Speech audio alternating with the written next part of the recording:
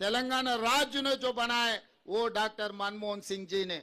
इसीलिए अपना original city में मनमोहन सिंह जी का याददाश्त रहना, इसीलिए ये फ्लाईओवर को मैं असदुद्दीन ओवैसी साहब और श्रीधर बाबू जी से गुजारिश करता हूं, ये आप लोग मान लेना, ये इधर ये जो फ्लाईओवर को डॉक्टर मनमोहन सिंह जी का नाम रखेंगे, क्योंकि वो देश का नाम पूरा दुनिया में आगे लेकर गए, उनके नाम याद रखना। क्योंकि मैं फाइनेंशियल डिस्ट्रिक्ट में उनका स्टैच्यू लगा रहा हूं, फिर बाद में बोलेंगे असद साहब ने साहब नया शहर में उनका पुतली लगाया, ओल्ड सिटी में कुछ दिया ही नहीं, इसीलिए ओल्ड सिटी में उनका नाम दे रहा हूं। ये यहाँ जो फ्लाईओवर है मनमोहन सिंह जी का नाम रखेंगे। हमारे म्युनिसिपल ऑफिसरों को भी मैं आदेश दे रहा हूं ये मंच से, ये फ्लाईओवर का नाम डॉक्टर मनमोहन सिंह जी फ्लाईओवर, इसका नाम तय कर दो। मोहतरम वजीर आला तेलंगाना जनाब रेवंत रेड्डी साहब, मोहतरमा मेयर साहिबा, मोहतरमा डिप्टी मेयर साहिबा, हमारे पुराने दोस्त जनाब श्रीधर बाबू साहब, मिनिस्टर आईटी व टेक्नोलॉजी, शहनशीन पर तशरीफ़ फरमा तमाम मोअज़्ज़ज़ अराकीन असम्बली, अराकीन क़ानून साज कौंसल, तमाम MAUD के ज़िम्मेदारान अहदेदारान, मैं अपनी जानिब से हैदराबाद की पार्लिमानी अवाम की जानिब से मोहतरम जनाब रेवंत रेड्डी साहब का आज यहाँ पर इस्तकबाल करता हूँ और उनका शुक्रिया अदा करता हूँ कि उन्होंने हैदराबाद के दूसरे बड़े फ्लाईओवर का आज यहाँ पर इफ्तिताह किया। और मैं उनका शुक्रिया इसलिए भी अदा करना चाहूँगा कि वो जब वज़ीर आला बने उसके बाद इस काम में बहुत सुस्ती पैदा हो चुकी थी और उसका वजह ये थी कि फ़ंड्स की ज़रूरत थी। तो मैं चीफ मिनिस्टर साहब से नुमाइंदगी किया और उन्होंने फ़ौरन उस पर मुस्बित एक्शन लेकर फ़ंड्स को जारी किए और अल्हम्दुलिल्लाह आज ये हैदराबाद का दूसरा बड़ा फ्लाईओवर का काम मुकम्मल हुआ। मैं इस मौके का फ़ायदा उठाते हुए चीफ मिनिस्टर से मेट्रो का काम मुकम्मल होगा और मुझे आपको बताते हुए खुशी हो रही है कि आज मैं खुद जाकर कलेक्टर ऑफिस में हम लोग 40 लोगों को 20 करोड़ के चेक्स उनको बांट कर आए हैं। 1100 प्रॉपर्टीज़ हासिल किए जाएंगे जिसमें सिर्फ 2470 करोड़ का बजट है, जिसमें 1000 करोड़ सिर्फ लैंड एक्विजिशन में खर्च होंगे। तो उसमें भी मंजलिस पूरा ताउन कर रही है कि जल्द से जल्द उन जायदाद को हासिल किया जाए, उनको चेक दिया जाए। मैंने वहाँ पर मौजूद हमारे NVS रेड्डी साहब से ये कहा कि आप CM साहब से बात करिए और बात करके जहाँ पर मिरालम में एक स्टेशन बन रहा है, मिरालम मंडी के पास, उसको नाम चार मीनार दिया गया है। अगर चीफ मिनिस्टर साहब मंजूरी दें तो वहाँ से चार मीनार मॉन्यूमेंट तक एक वॉकवे का प्रपोजल है, स्काई वॉक जिसको बोलते हैं। इससे टूरिस्ट को बहुत बड़ा फ़ायदा होगा और मुझे यकीन है कि जो कमिटमेंट के साथ रेवंत रेड्डी काम कर रहे हैं वो ज़रूर इंशाअल्लाह ताला 2028 में वो मेट्रो का काम मुकम्मल होगा और चीफ मिनिस्टर साहब जुबली बस स्टैंड से बैठकर फलकनुमा रेलवे स्टेशन को आएंगे और मुझे इसका यकीन है हम उसमें पूरा ताउन कर रहे हैं। और मैं साथ में शुक्रिया अदा करूंगा CM का कि उन्होंने एयरपोर्ट की लाइन का भी मंजूरी दी जो नागौल से निकलकर LB नगर, OAC हॉस्पिटल, DRDL से होते हुए मैलारदोपल्ली जाएगी। तो इसका जिक्र अभी अकबरुद्दीन ओवैसी ने किया। तो मैं CM साहब का बेहद शुक्रिया अदा करता हूं कि बल्कि गरीबों की तरफ से भी आपका शुक्रिया अदा करूंगा कि आपकी हुकूमत ने 26 जनवरी से नए राशन कार्ड देने का ऐलान किया। पूरे तेलंगाना की गरीब आवाम और ख़ास तौर से पुराने शहर की गरीब आवाम, इस शहर की गरीब आवाम बड़ी बेचैनी से इंतज़ार कर रही कि कब उनको राशन कार्ड सफ़ेद मिलेगा, क्योंकि शहरी इलाके में बहुत ज़्यादा गुर्बत है। मैं आपका शुक्रिया अदा करता हूं कि आपने ऐलान किया और साथ ही साथ आप किसानों की भी बड़ी मदद कर रहे हैं। मैं आपको मुबारकबाद देता हूं। और मैंने किसी ने मुझसे आज से चंद दिन पहले मुझे किसी एक मीडिया के आदमी ने कहा कि रेवंत रेड्डी साहब ने उनके साथ जो जेल में थे उनको खाना पकाने वाले को उन्होंने फ़ोटो ली। तो मैंने कहा रेवंत रेड्डी का कमिटमेंट है। रेवंत रेड्डी किसी को भूलते नहीं है, और तो मैं उनका भी शुक्रिया अदा करूंगा कि आप अपने जेल के साथी को नहीं भूले। वेरी गुड, ऐसा ही होना चाहिए। देखिए, सियासतदान जेल को जाते हैं, अब नहीं मालूम बहुत से लोग नहीं गए, यहाँ पर जाना भी चाहिए, उन लोगों को अंदाजा होगा।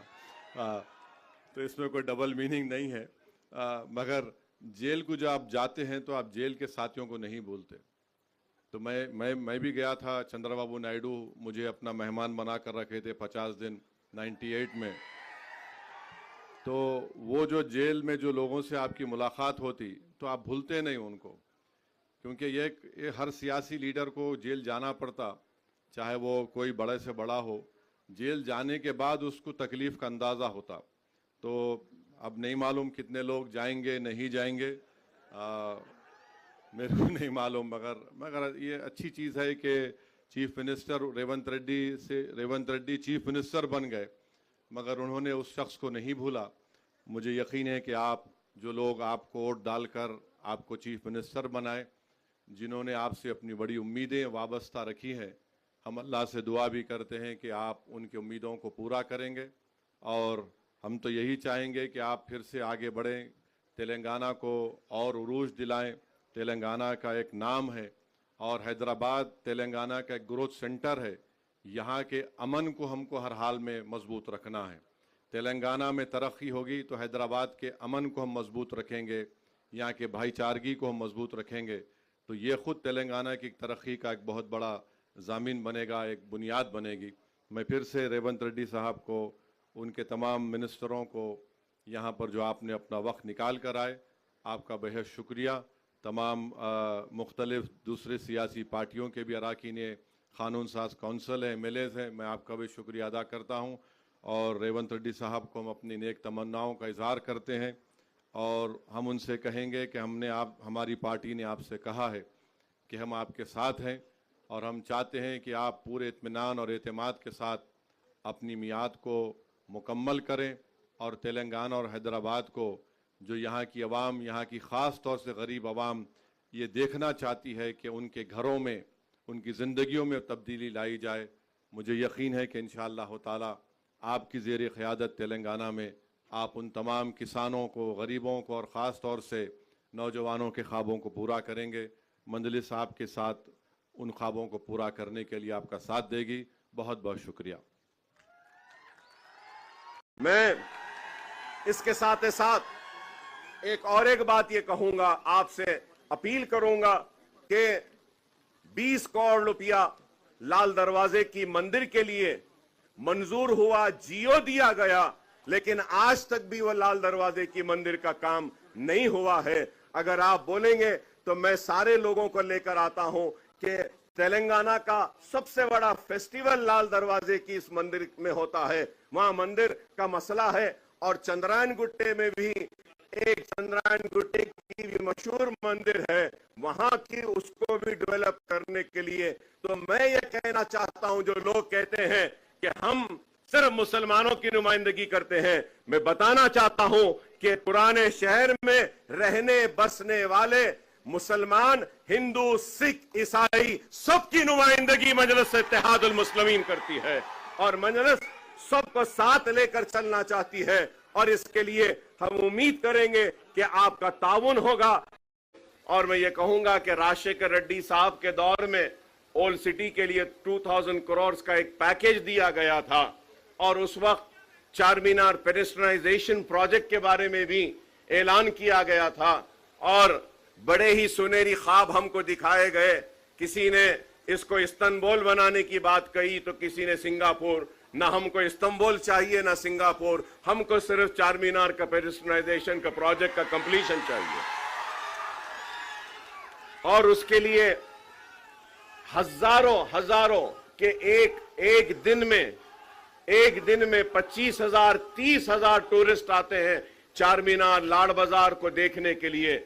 वहां पे पार्किंग का प्रॉब्लम है, और वो पार्किंग लॉट्स बनाने के लिए चारमीनार बस स्टैंड के पास और खिलवत के पास हमने मुतालबा किया था।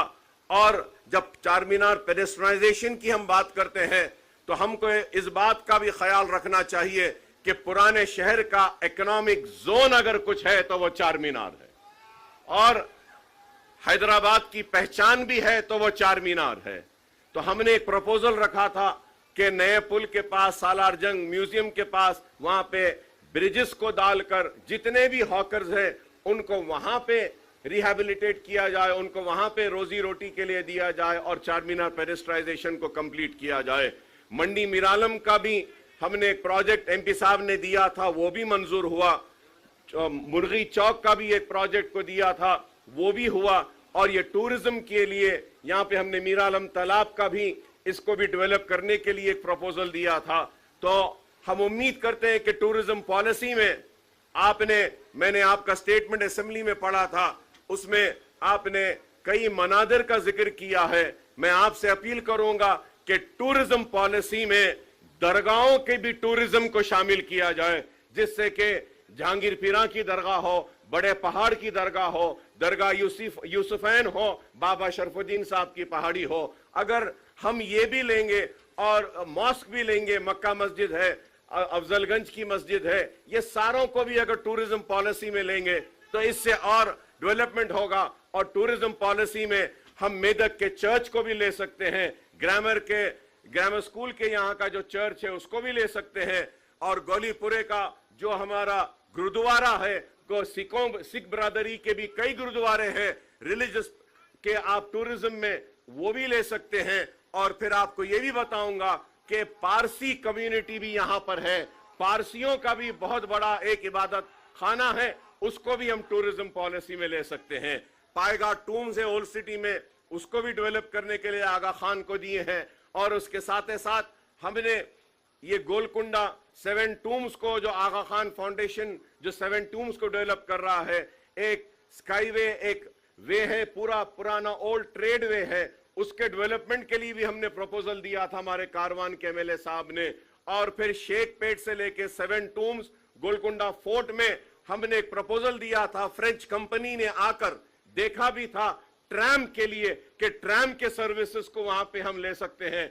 तो मैं उम्मीद करूंगा कि आप ओल्ड सिटी को और ये मसाइल को जो हमने उठाकर आपके सामने रखे हैं, इस पर आप गौर करेंगे। उसके साथ साथ ये भी कहूंगा कि नए शहर में आप देखते हैं कि टावर्स है, बिल्डिंग्स है, अपार्टमेंट्स है, वैसे ही एक टावर्स का, अपार्टमेंट का कल्चर अब ओल्ड सिटी में भी आ रहा है।